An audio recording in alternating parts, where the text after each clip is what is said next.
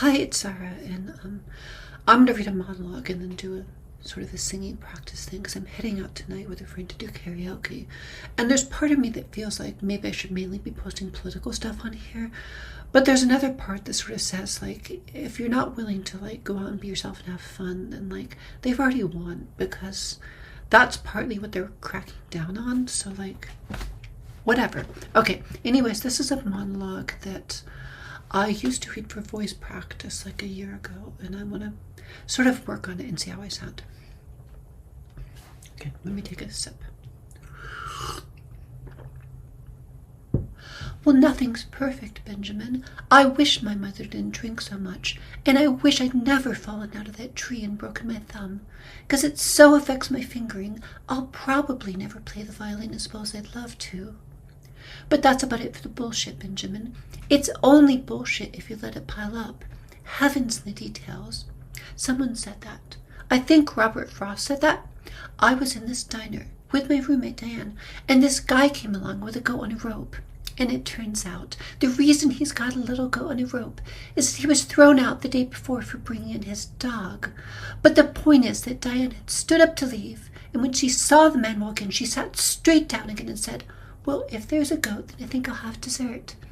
And that's why I love Diane, because if you think like that, you not only notice more little goats, you get more dessert.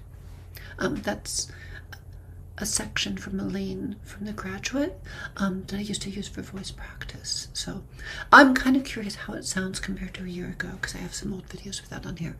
But I'm going to do singing practice next. Okay, so here is part of Like a Prayer.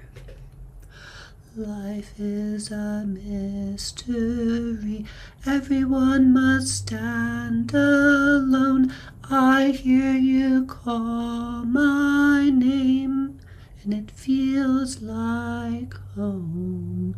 When you call my name, it's like a little prayer. I'm down on my knees, I wanna take you there in the midnight hour. I can feel your power just like a prayer. You know I'll take you there. I hear a voice, it's like an angel sighing. I have no choice, I hear your voice, feels like flying.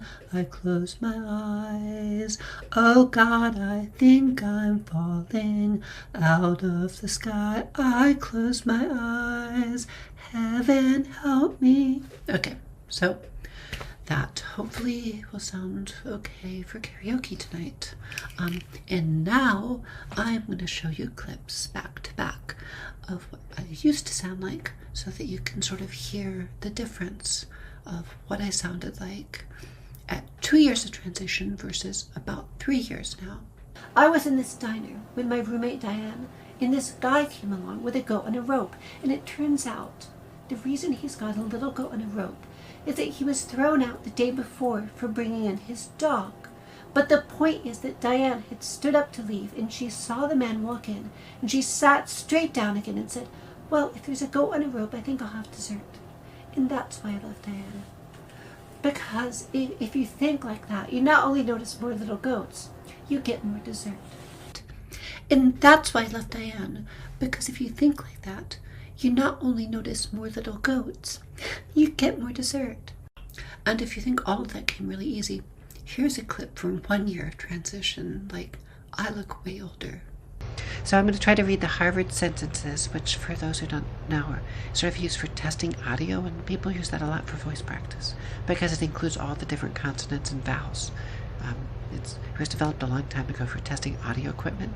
Okay, so here goes. The birch canoe slid on the smooth planks.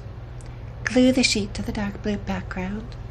It's easy to tell the depth of a well.